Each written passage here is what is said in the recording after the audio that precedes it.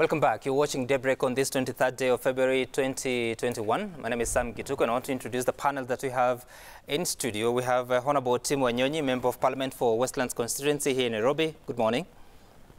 We have Fatuma Gedi, the woman representative for Wajir County. Good morning. Good morning. And Happy New Year. We haven't seen you this year. Yeah, Happy New Year too. Also, David Kiplagat, the Speaker of Uasin Gishu County. Karibu sana to the show. Good morning. Have I seen you here? No? Not yet, but during the live at Eldoret. Ah, okay. So it's your first time on Daybreak here in studio. And we dive into the different conversations, but we want to begin with the latest. That is the passing on of Honorable Francis Munywa Waitito, who died yesterday after a long battle with cancer, but had been cleared cancer-free, had been taken to Mpisha Hospital, and that's where he succumbed in the night. I want to begin with the members of Parliament that are in the House. How do you know Francis Waitito? Because I think you've been in Parliament almost a similar period since 2013. Yeah, true. We joined Parliament with him in 2013. And he has been a very vibrant member of Parliament and also very friendly. All the time you meet with him, he's very jovial. And I remember last Parliament, he was actually battling with this cancer, and he went even for treatment abroad for some almost 6 months. Then he came back, he said he was perfectly fine now. So I was surprised that it has now taken him. So my sincere condolences to his family and the Juja constituency, and indeed the Parliament of Kenya for losing yet another member of Parliament. It's actually very heartening. Yeah. Right.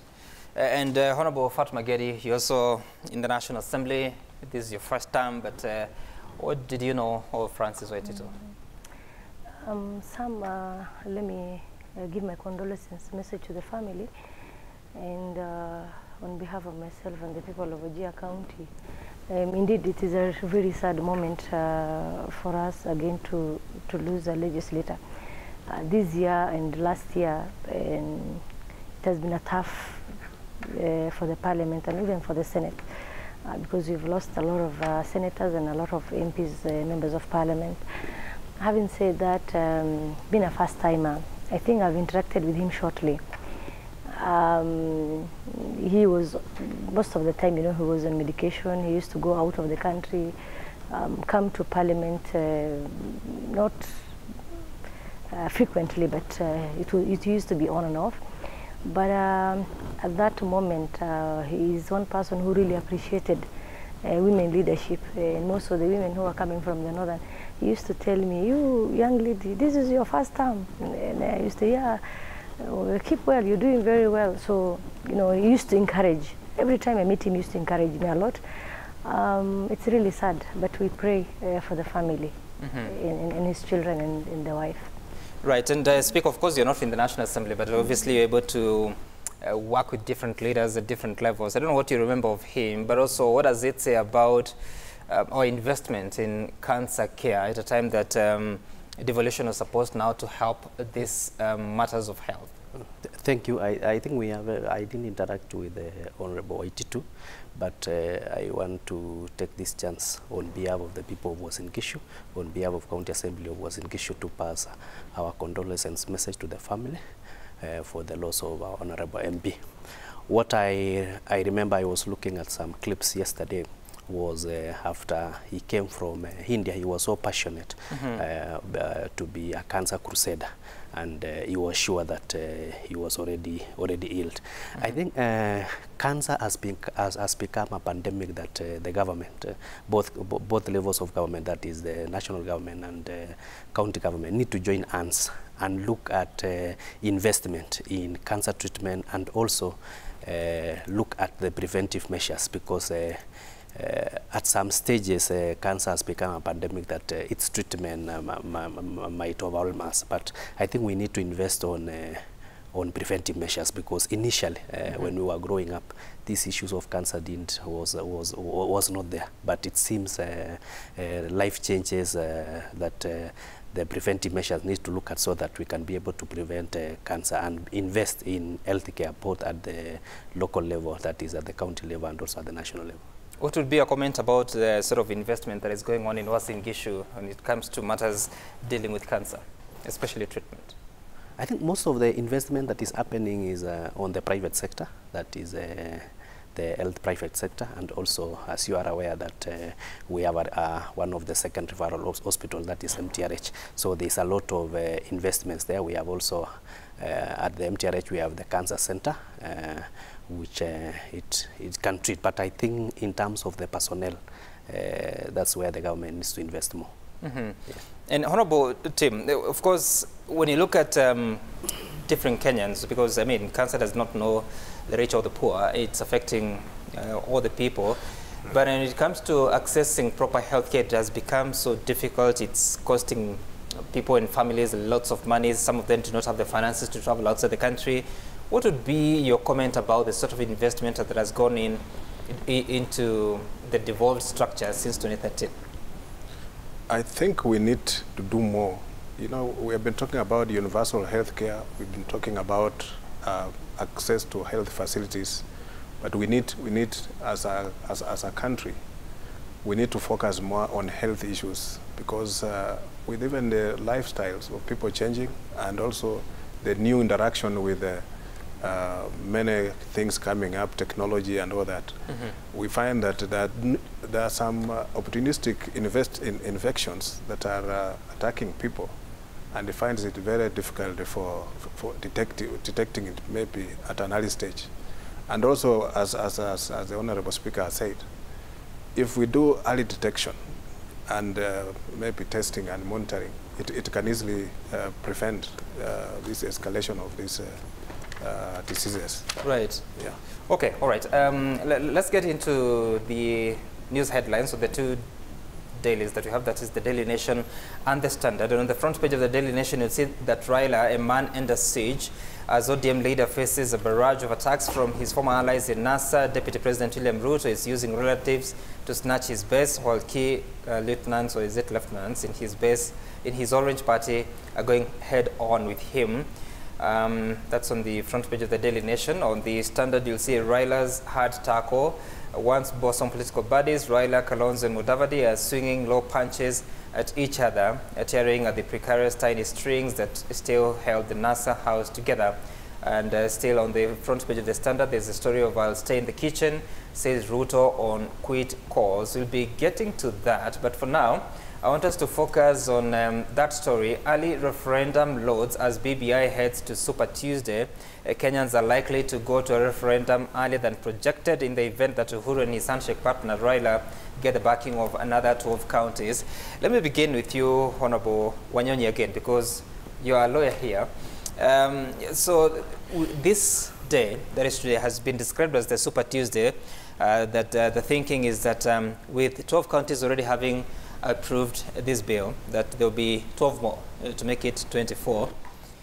And there's this question whether we need to wait for the completion of the process in all the counties, because the Constitution allows 90 days, or once you hit 24, you can move on to the next level.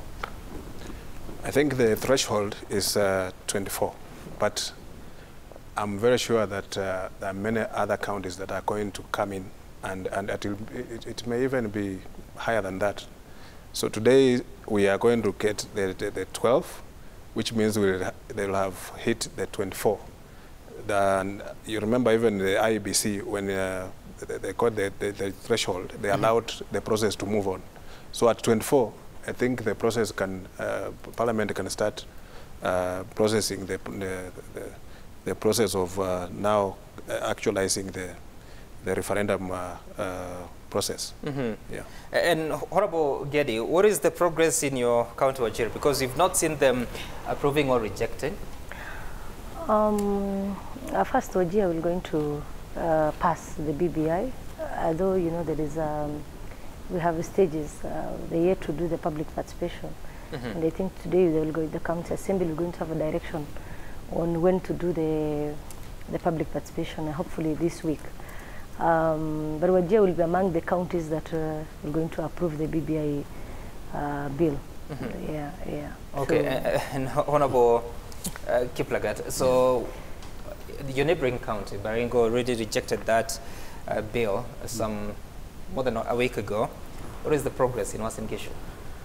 In Uasin Gishu, we committed the bill to delegated legislation. Today or yesterday, we had an advert in our local dailies that we are going to hold a public participation on 1st of March. Then after that, that committee is going to consider the report from the public, and at that point, we can be able to make a decision as to which direction Uasin Gishu is going to go. But what is the general mood? I'm sure you're able to read it, because if your neighbor Baringo is rejecting the bill, yet majority of them come from the Jubilee Party, what is the mood in your assembly? Of course, as I had said earlier, is that as Uasin Gishu County, we are going to go with the direction the public participation is going to go, because what is very important is that as assemblies and also parliament, we are the representative of the people as enshrined in Article 1. So given that we are the representative of the people, we are going to make a decision based on what our people will say. So it is guided mostly by the public participation, but reading the mood on the ground is that those supporting the BBI are few. So chances are, if Uasin Gishu is going to make that decision, it can be otherwise. But when you look at the document, despite what the perception is, because perception is usually political, when you look at the bill, is there anything that you feel would be of benefit at first to the assembly as an institution, but also to the people of Uasin Gishu? Basically, I think what we should understand is that politics are local, and the local dynamics compared with what the BBI are proposing is a bit wanting. But looking at the document specifically, the cake that is being baked to most of the counties is that the increase in terms of the allocation to counties from 15% to 35%. Basically, if you read critically at our 2010 constitution, nothing has denied the government from implementing that, because the current constitution says that at least 35%, at least 15%, sorry. So nothing denies the government from going to 35%. So then what you ask yourself is that, do you have to waste money, around 14 billion, to pass what is obvious? Secondly, if you look at another juicy bit is the issue of Ward Development Fund, that is the 5%. Now, that is where in Uasin Gishu we have a bit of reservation, because as County Assembly of Uasin Gishu, we passed an act called the Ward Development Fund, and that act is currently in place, and we allocated 40% of the total development vote to the wards. And currently, if you look at maybe we talk in figures, each ward is getting around 40 million. And through what percentage again? I'm saying each county each ward is getting around 40 million. That's the 40%. 40? Yeah, 40 million. No, what percentage? 40%. No. 40% of county resources are what going... I'm saying, 40% of the development vote of our county resources is given to the wards through the Ward Development Fund. You get and now with the... now with the 5% of the total, you will, now it's good also to compare the figures. In terms of absolute figures, that is the money. Currently, each ward is getting 40 million. If you look at the 5% component of the total revenue, or the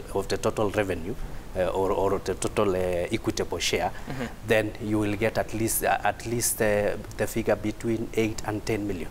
So you will have reduced from 40 million to 10 million. So if the BBI document goes through and 35% of resources is supposed to go to the counties, how much is your calculation for Uasin Gishu? Even if you take basically, you know these things, the cake is still the same. I doubt whether this BBI is increasing the national cake. It is still the same. And the expenditures are still the same. So reservedly, I can say that even if we are going to increase from now the current 6.3 billion to maybe 9 billion. So if you do 5% of 9 billion, basically you will see you'll get a figure of around 12 million per ward for the 5%. So basically it can never be near where we are currently. But don't you think it would be a good thing if that becomes now the norm in all the counties, not just Uasin Gishu? Now, because you see the problem with with counties is the way it was configured. You see, we are the one. Once we have received our allocation, it is actually the county assembly that does appropriation, and the law supports us to do any other laws that can assist us in terms of appropriation. So, from our thinking, and that is what we have been selling to our colleagues, is that that law becomes localized because local issues are different. But I think what has been happening is that most of the governors have resisted that. And if they were able, maybe from the national level, they were able to sort that so that each county can set their own laws as to how much money has to go for what development fund. It could have added some weight, because we believe that we were already in Jerusalem, and this thing called BBI is taking us to Misri. So you get the problem where what we are facing. Honorable Gedi, of course, those contestations are real, because for a county like Uasin Gishu, if they are already implementing the World Development Fund and they feel this bill is not necessary for them, how do you reconcile that with the bigger national interest? You know, Sam, I'm surprised by the speaker here. You see, what he's telling us is not in the law first. What he's telling us, he's speaking as the county government of Uasin Gishu. And different counties have different approach. Like what he's telling me is not even there in my county, really. He's telling us 40% of the budget goes to the ward. Who is in control of that money? Is it the MCAs, or it is through the executive again? Who are implementing this project? You know, you can't tell me it's going to the ward and the executive are the ones implementing. You understand? So in the BBI, what we're looking at is the 5% going to the ward. It's going through the ward with a secretariat, which the MCAs will also have a hand, or will also oversee or oversight. So in that case, we are giving powers to the community in terms of public participation and in terms of identifying the priority projects. Right now, that is not the key. What we want is taking money to the mashinani, to the ward, and giving the powers to wananchi. That is not what he is talking about. As what we are talking about is that 5% making difference to the wananchi at the grassroots, through setting up a secretariat, which the MCA will be the oversight. That is what we are talking about.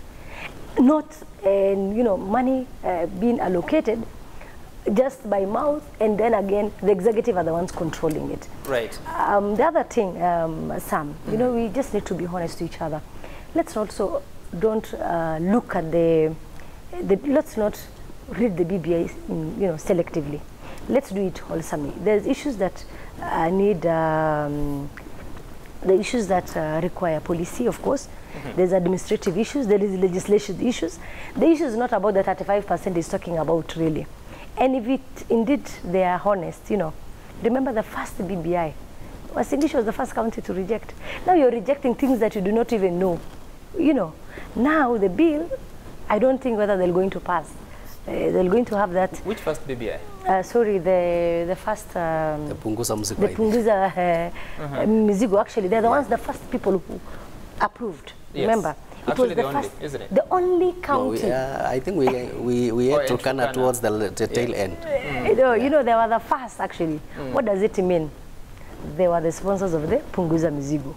And right now, the conversation, Sam, that we have today in the country, it's not about those small, you know, political dynamics that he's talking about. You think, we're looking at the bigger picture.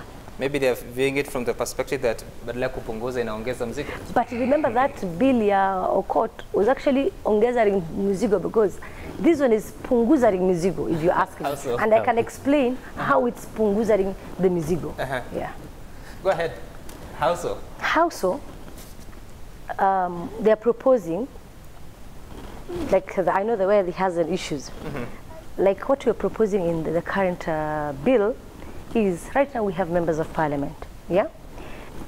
We have 349 members of parliament. Above that, we have cabinet who are technocrats, and we have CAS, and we have PSS. What BBI is proposing is the ministers that we're going to have, they're going to come from the house. And they're not going to have 2 salaries or allowances Whatever you're taking... Are you sure they don't have allowances? No.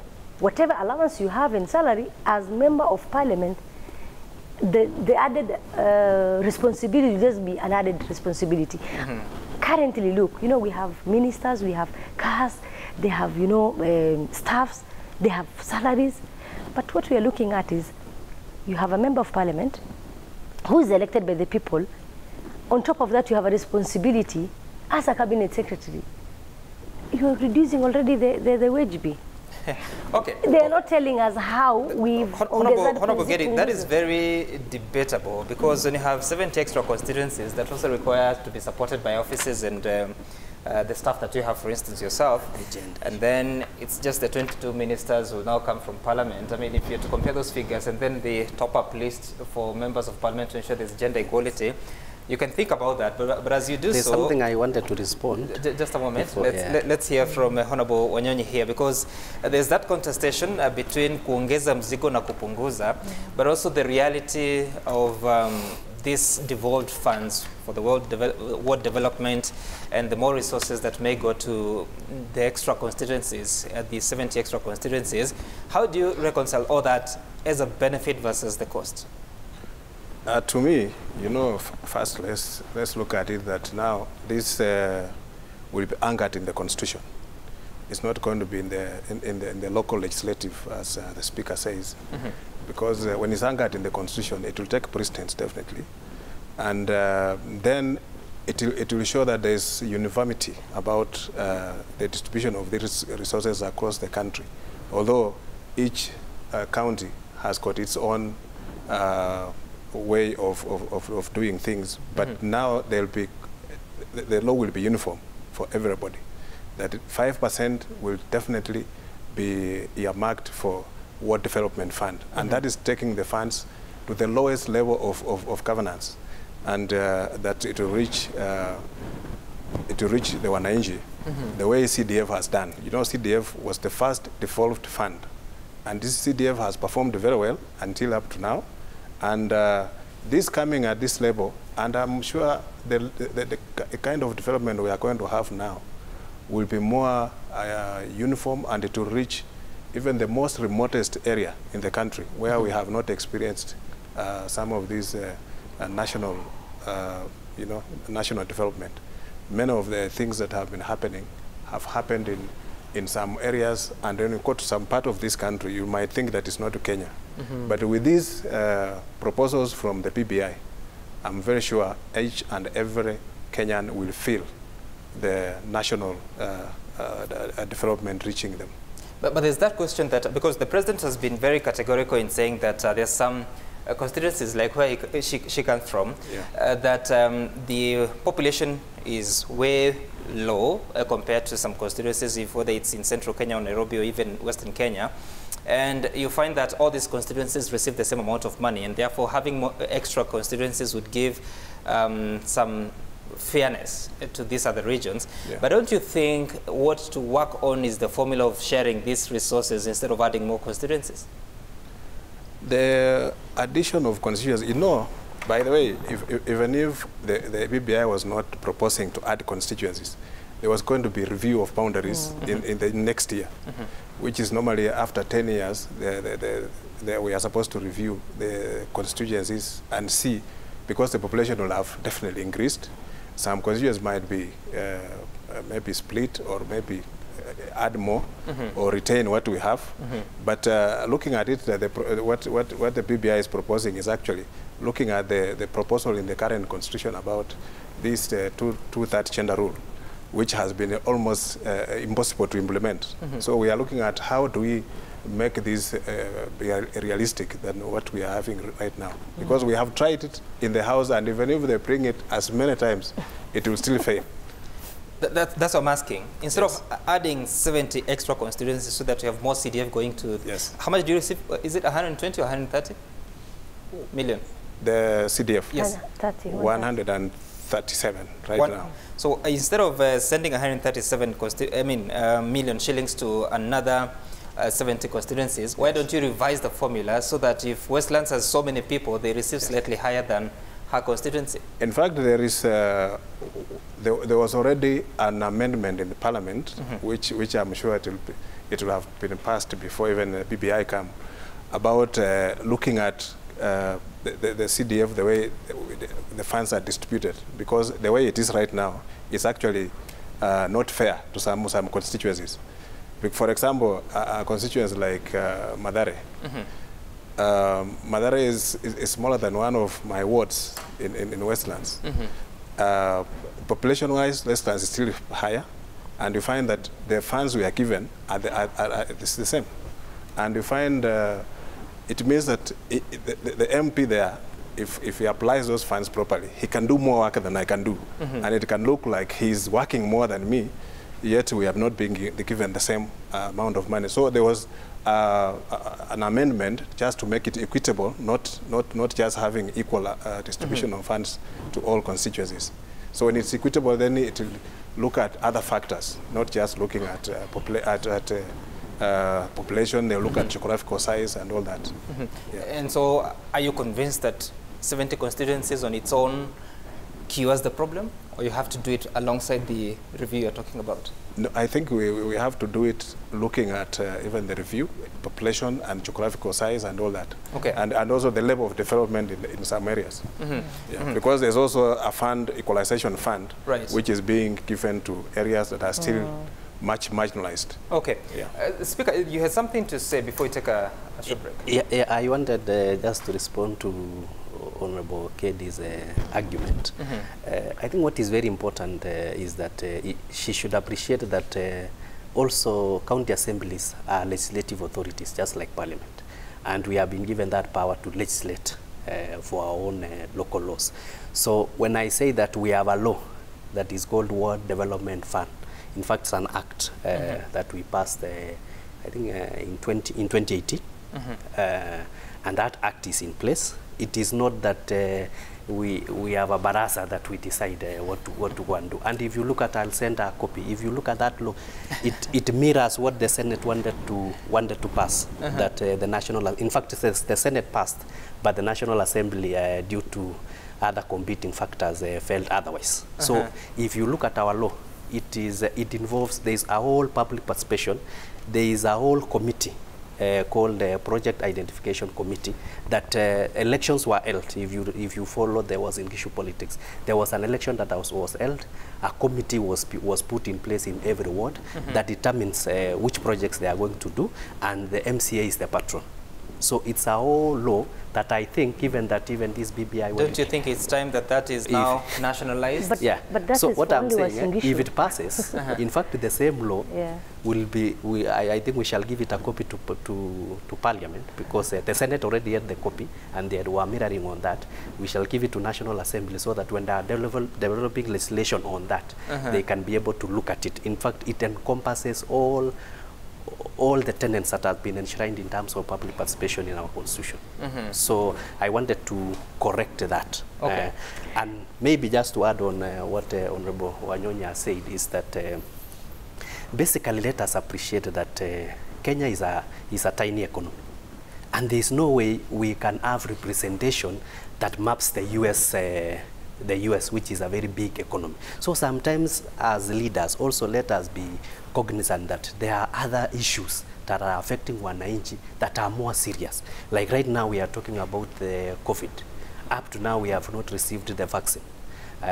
Up to now, if you look at everyone in the villages, they have what we call Fuliza loans, and they have created another line so that if they have a loan on this side, they tell you now use Plan B or the other bango, so that it doesn't. So there are so many issues when it comes to the economy, when it comes to this country, that we actually need to thin, and that is why Ngishu was very passionate when they were passing punguza mzigo, because it was premised on punda amechoka, and we felt it is very important that we reduce the mzigo. So, and now this BBI, sorry to say so, if you look at it critically, it is actually ballooning the representation in Kenya. Okay. Mr. V on Twitter is already saying that, funny, the Uasin Gishu speaker has already taken a stand on a bill to be debated in the county assembly. The guy is explaining his bias point by point. That's his view. And someone else here, Jacob Babere, is saying that indeed it's going to be a Super Tuesday. The BBI document is going to sail through 40 counties, if not 46, because no county assembly or MCA shall not salivate on car grants. Uasin Gishu won't be left out. My speaker shall attest. You're not persuaded by their car grants? Okay, basically, I think no? there is this notion that, and we really thank the President for having considered what we have been struggling for so long, which our colleagues in Parliament have been enjoying. So it is another perspective. It is only the timing that maybe the Kenyans are looking at. We are being used to. It is being used to entice in terms of passing BBI. But I think car grant has nothing to do with BBI. That's what you say. Well, we need to take a short break, but you know, Sam, yes, what we are talking about is uniformity. You know, whatever he said is very okay, but you know that is Uasin Gishu County, and we are making laws, you know, for posterity. So as what we are talking about is the general. But you see, on one hand, he is okay with the car grant. On the other hand, you know, he has already, you know, made his stand. You know, as a speaker, you should not first be here and then you speak about a bill that is not even before. No, it's my time. You know, he's the speaker. And being a speaker, you're the judge. And being a judge, you wait for the bill to come, give the members opportunity, let them debate. If they want to reject, they reject. If they want to. But him being the judge, you see the way he's speaking. Well, so that one clearly tells you in his defense, it's okay for him to express his opinion. He's not before the House. He's not presiding a sitting of the Uasin Gishu County Assembly. But all the same, when you come back, we'll be diving into the conversation around the proceedings of the political divorce within the National Super Alliance. You've seen the sentiments that are coming from different sides of that coalition. Does it even exist? We'll talk about that and also be joined by Edwin Sifuna, the Secretary General of ODM, as well as Dr. Chris Omaloa, who was in the technical committee of the National Super Alliance. After the break.